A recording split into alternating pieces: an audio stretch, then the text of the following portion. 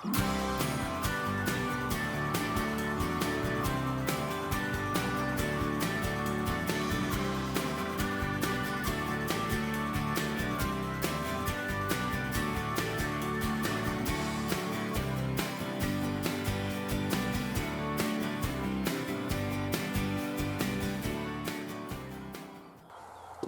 a very warm welcome to you, and welcome to another week on my allotment.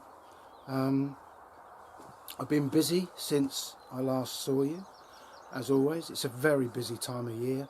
At home, particularly with a very small 6x6 greenhouse, I'm very limited for space to protect my seedlings at this time of year. As I drove in this morning, it was only 1 degree C on the van thermometer, so you know, we've got to be careful. It's still not, you know, we're not out of the cold temperatures yet. And as is typical, I've gone way too soon with some things. I put 2 courgettes in the ground yesterday. Having walked my plot this morning, I think I've got away with it. It was cold last night, but there wasn't a frost. So, yeah, I've just about got away with it. And of course, you know, my potatoes are starting to come up, and I simply don't have the volume of fleece to cover those, so thankfully they're okay. I've had a look this morning, so welcome along. I think what we'll do first is we'll have a look around at what I've done since I last saw you, and then I'll show you a little bit of what I've got to do today. Out the back of my plot, the farmer is busy collecting up the grass as feed for his organic cows. And talking of organic cows, what's the pile of cow muck doing? It's steaming, absolutely steaming. And the compost bay that I have filled with this stuff, I put the compost thermometer in it, and it's nearly 50 degrees C inside there.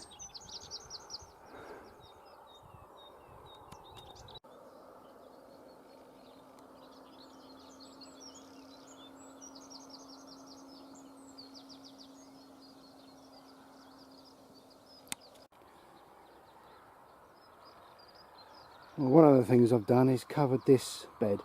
I've decided I'm going to put my pumpkin plants, or some of them, in here, and I've found in the past that if you cover it with membrane and put the plants in through planting holes, that it does help through the summer, suppressing the weeds, because once the pumpkins really get going, you can't weed in between them. So that's one thing I've done. I'm pleased to report that the carrot sowing is going quite well, and that these tubs are slowly starting to show signs that the seedlings are up. So I'm thrilled with that. And I've put some of my main crop Sarpomira potato tubs down here, with the thinking being that they might get a bit of shade from this jostaberry in the summer, and just help to prevent them drying out if they were up on the main plot. That's the thinking anyway. And the other job this week, unbelievably, for April, I've been watering. These are onion beds, there and there, and I've had the Bosch submersible pump going, trying to water the onions for fear of them bolting later on in the season. But this rain forecast tomorrow, now that may not materialise, but I hope it does. I've pointed these out before, but the comfrey plants are really getting ahead now. It won't be that long, maybe a couple of weeks, before I can start to harvest it and make the comfrey feed.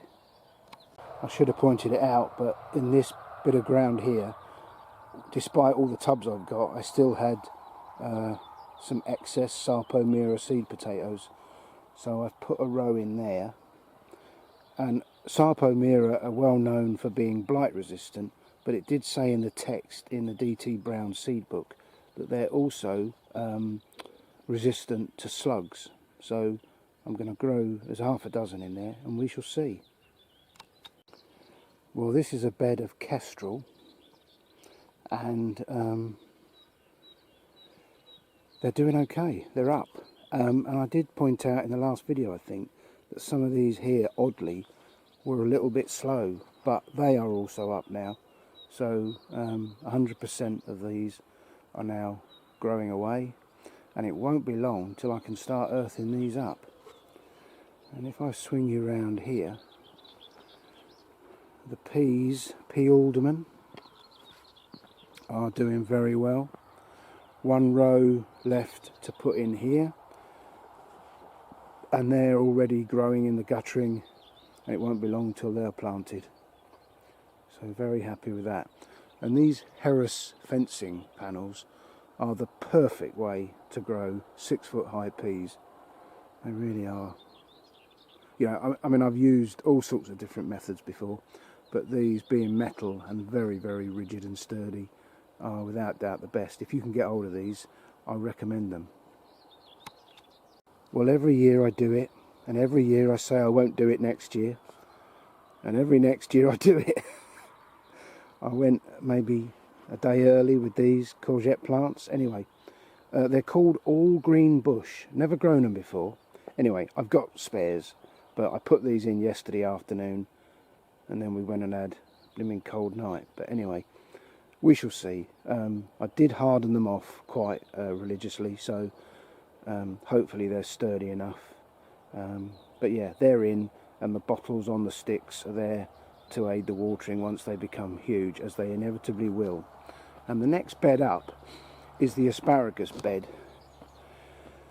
There's 5 plants in there, grown from seed over a year ago now, and I read it in one of the kitchen garden magazines or something, to put some stakes and some string in, so that as the plants become taller, I mean at the moment I've only got that one there, they don't fall over and snap. But you know, they look okay, but this one here looks dead to me. But again, I've had to keep watering because the ground is like dust. But anyway, they are what they are. The blossom on my 2 apple trees is fantastic, beautiful. And the broad beans are looking good. The beans are developing, and I'm hoping for a good crop. Maybe now's the time to nip out the growing tips. Maybe I should do that today. And it's this time of year when I'm sure you'll agree it's all about managing your seedlings and looking after them and keeping them watered and getting them in the ground at just the right time. And these are here queuing, waiting to go in the ground. Well, the marsh marigolds are out in the pond, and I have to say I think this is the best the pond has ever looked. I mean, it's only a modest little thing, but they do say, you know, one of the best things you can do to encourage wildlife is to make a pond, however small, and it is an absolute picture.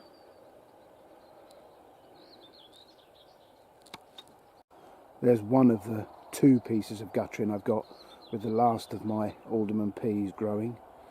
Another week and I think they'll be in. And I'm having reasonable success with the germination of the parsnip seedlings. These were all chitted, and that one there is probably the best example. It's very definitely a parsnip seed. A few gaps, and I've got another load of chitting parsnip seeds in the airing cupboard at home, which I shall bring up here at some point and just fill in the gaps. But very happy with the parsnips. Of course, it's not all about fruits and vegetables on the allotment. I do try and make it attractive as well. So I've taken away the old daffodils in the pots and put them out the way, and I've replaced them with these marigolds, and that's a bit of blood, sweat and tears in there just to give them a lift, and hopefully they'll provide a bit of colour in front of the sheds in a month or 2. And I've got lots of others to go in, and calendulas, just to squeeze them in around the plot, just to add a splash of colour. So jobs to do today. This is the perpetual spinach, and this is the bed it's going in. So I'm going to plant that up today, and within a month or two it will be flowing out of this raised bed and I'll be picking it frantically, hopefully. Well, this very small amount of leeks was sown on the 21st of February, and I think they're of a sufficient size now that I can get them in the ground, so they're going in today. One job I hate doing is lifting the netting and then hoeing around the plants, the brassicas, but it's a necessary job, and if I do it now while there isn't much there, get them while they're young, it's a much easier job. So I shall endeavour today at some point to lift all 3 nets, get the hoe in there, clean up the beds, put the netting back, and give each of the brassicas a drink. Now these blackberries, they all look very neat and tidy now, but come the middle of summer this is a tangled mass of blackberry canes, and these stinging nettles in the past, before I mulched this all with chippings, they grow up and they prevent me getting at the blackberries to pick them. So a job I've got to do, and again it's another one I hate doing, is get some good gloves on with a jacket and pull these stinging nettles out. And now is a good time to do it because they're up enough that I can get my hand on them, but they're not so big that they prevent me and what make a problem. So that's another job I've got to at least attempt today. I shan't finish it, I'm sure, but at least make a start on it.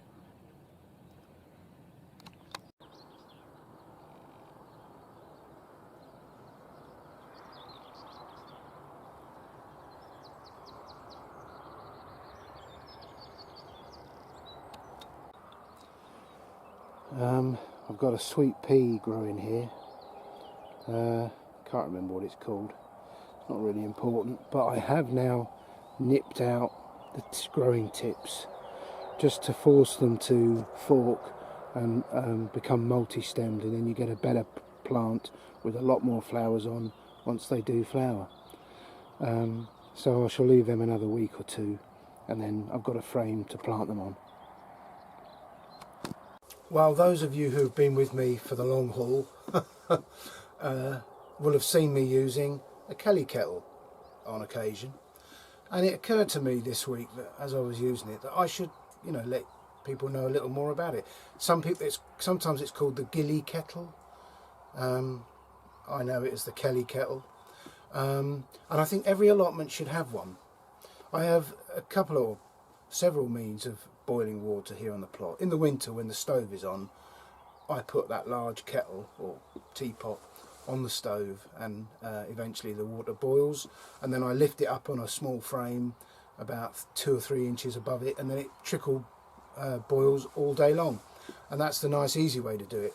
I've also got one of these little gas cookers. Takes little gas cylinders. You can buy them in most outdoor shops and DIY stores.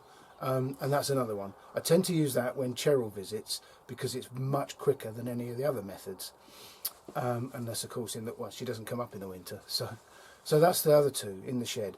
But the Kelly kettle is my go-to.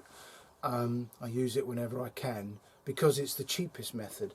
It's a double-skinned affair, and then so the jacket, which is built in integral, you fill it from this spout.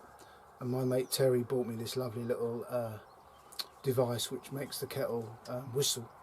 And then this up in here is hollow, and the heat comes up through here. This is the chimney, and it's a wonderful bit of kit. And I've developed a very distinct way of doing it. I use little fire lighters, which I break into tiny pieces, and the base. This is the base. It has a hole to allow air in, which goes up through the chimney, and if you get a good breeze on a good windy day, this really does boil quick. I put a bit of cardboard in the base. As is Sod's Law, my 2 lighters have stopped working today, so it's back to the old matches.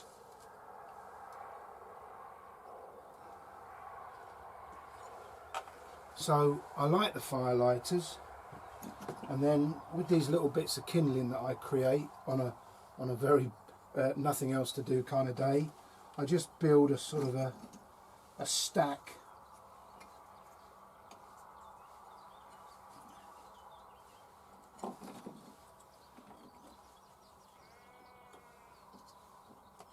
Job done. Then to give it a bit of oomph, I just add a little bit of cardboard. Any cardboard we get that is of a decent size I collect. It's kept under the bench in the shed, so if the shed ever caught fire it'd go a real treat.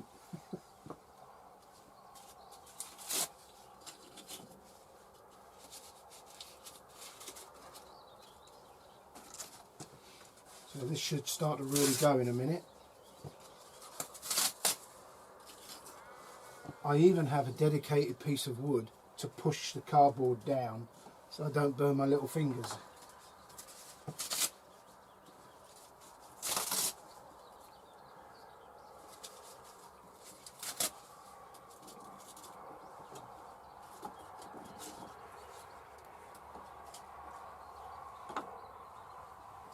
And that's it, and that'll boil now, so I can now go off around the allotment, do what I've got to do, in the sound knowledge that I'll have boiling water in about 2 to 3 minutes. There she goes. So yeah, Kelly kettle, I can thoroughly recommend them. Every allotment should have one.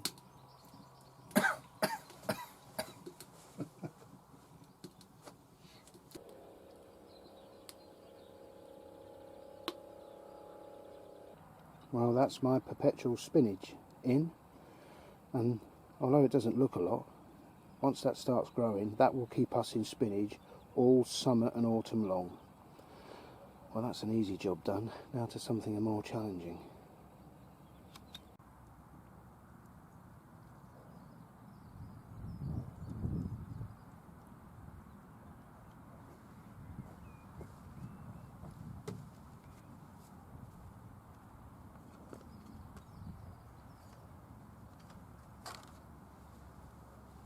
Well, a little more humour is needed, I think, and so I return, as always, to my quite interesting book.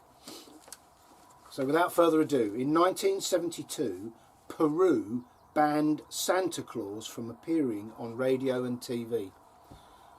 Do you know, with so many of these facts, you know, once you've read out the little one-liner, you want to know more, don't you? Why did they ban, you know? Anyway, Santa's helpers in Iceland include the spoon licker, the door sniffer and the sausage swiper.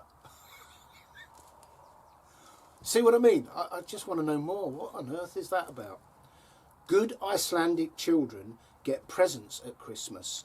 Naughty ones get rotten potatoes.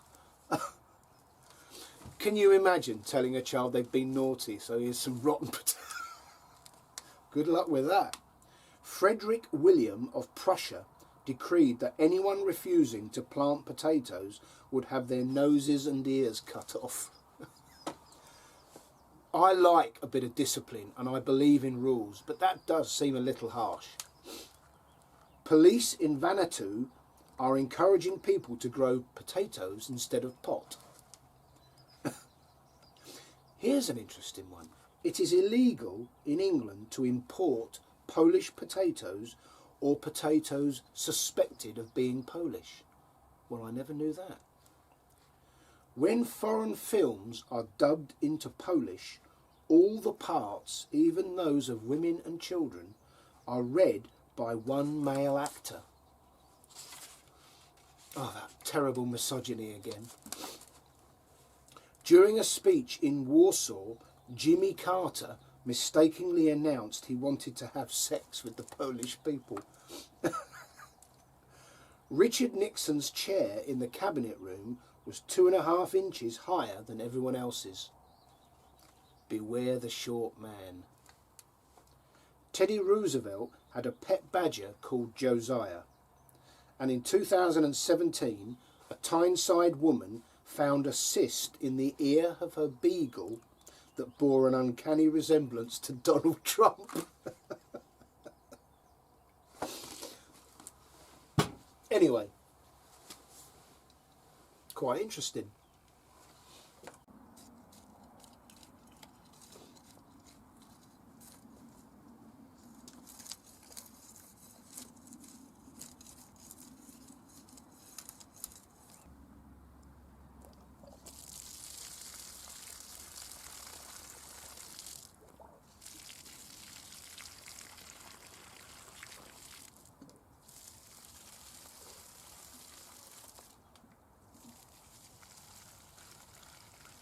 I said I'd talk about type 2 diabetes, which is a massive epidemic in the Western world.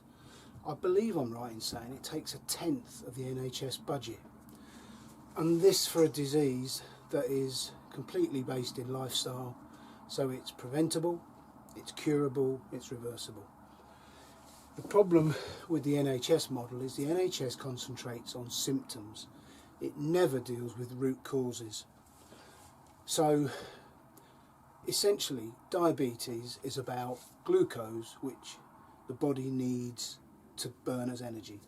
All your trillions of cells need glucose. You eat your food, the body turns food into glucose. Glucose is transported around the body in your blood. And insulin is the key that opens the cell and allows the glucose in, which the cells then burn as energy. The problem, the way the NHS sees it, is elevated blood sugar. So I've heard people say they've been told not to eat fruit by their diabetes specialist because fruit contains sugar. Well, any doctor that says that should never be practicing medicine. That is ridiculous. The problem is all of our cells are gummed up with saturated fat. So if you imagine you come home one night and you put the key in the lock to open your front door and it won't work. While you've been out, somebody's put chewing gum in the lock and now the key won't turn it. And as it is with the cells in your body, our cells are full of saturated fat, and when insulin comes along to unlock the cell and let the glucose in, it can't, because the insulin won't work properly with the saturated fat in the cells. So the glucose that's meant to go into the cells goes back into the blood and carries on around the body, and you get a spike in blood sugar levels. The NHS deals with the blood sugar levels, gives you medication, which is why once you're on the NHS treadmill of diabetes medication, you end up blind, having amputations, which has been in the news recently because of the rise in amputations. So it's really very simple. All you do is you go whole food, plant-based, and you eliminate all foods that originate from animals: meat, dairy, eggs, etc. This, just like the tar in the smoker's lungs, once you stop smoking, the body miraculously clears out the tar, and so it does with saturated fat. Stop eating the harmful animal products, eat a whole food plant-based diet, and within days, the saturated fat clears out, the insulin can do its job, it allows the glucose in, which lowers your blood sugar, and a natural balance is found again. That's the problem with the NHS. It is symptom based, not root cause based. I'll give you another very brief example: high blood pressure. All over the TV at the moment, adverts for high blood pressure medication. Imagine you've got a garden hose and you're watering your garden, and unknown to you there's a restriction in the hose. With this analogy, what you do is you turn up the tap harder, and then the water comes through the blockage and you can carry on watering. As it is with the body, the body is in balance. It is meant to be in balance, and when you start to restrict your arteries and blood vessels with saturated fat, the body has to maintain the blood flow, so it raises your blood pressure to ensure the blood can get through the blockages. What does the NHS do? It looks, oh, you've got high blood pressure, let's not look at what's causing that, what's causing the blockage in the hose, let's just take medication to lower your blood pressure. The body has high blood pressure for a reason, and that reason is the blockages. So by having blood pressure medication, you are setting yourself up for a disaster because you're ignoring the restriction of the arteries and the blood vessels. Now, why would you listen to me? I don't know anything, do I? I'm not qualified. Well, do your own research. I always say, don't trust me, don't take my word for it, go and do your own research. But again, it's not meant to upset anybody, and if you've got somebody in your life who has type 2 diabetes, and they don't need to have it, look up Dr. Neil Barnard on YouTube, Dr. Neil Barnard Diabetes, and watch him and listen to what he has to say, because that man knows what he's talking about, rather than me. Anyway, I hope you find that reasonably interesting.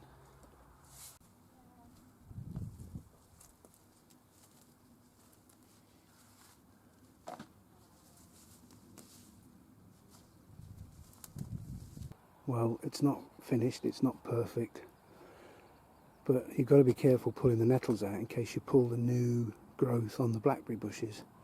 So some of them I'll wait till they're a bit taller and I can get a grip on them.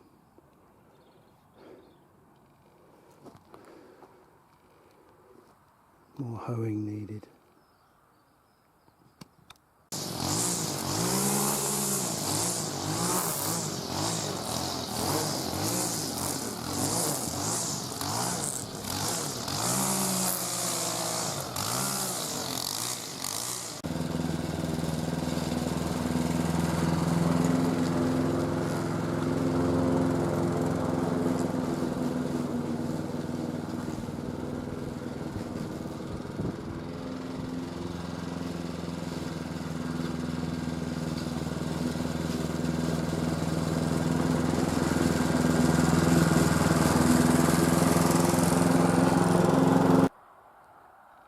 Well,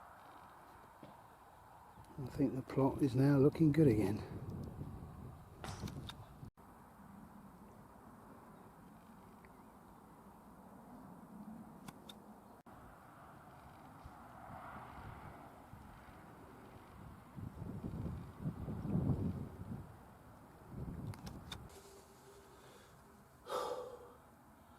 Well, it's been an absolutely beautiful day.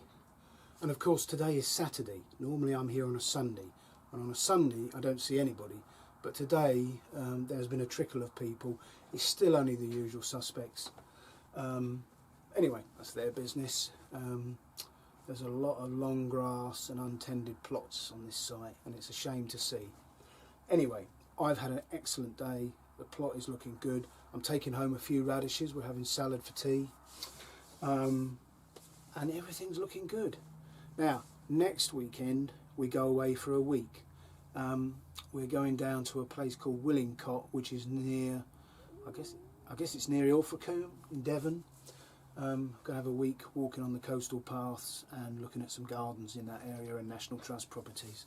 Really looking forward to a week away. So it means I won't post for a couple of weeks. And tomorrow we're going down to my parents' house to see meeting up with Charlotte and Carl, and we're going to watch their wedding video, the professional wedding video. So really looking forward to that. So not quite sure when I'll post again, but I will do it as soon as I can. Thank you to all those who subscribed. Thanks to all those who take the time to give me a thumbs up. I hope you found something of interest in the last, however long this video is. And I shall see you at the earliest opportunity. Look after yourselves. Take care. Bye for now.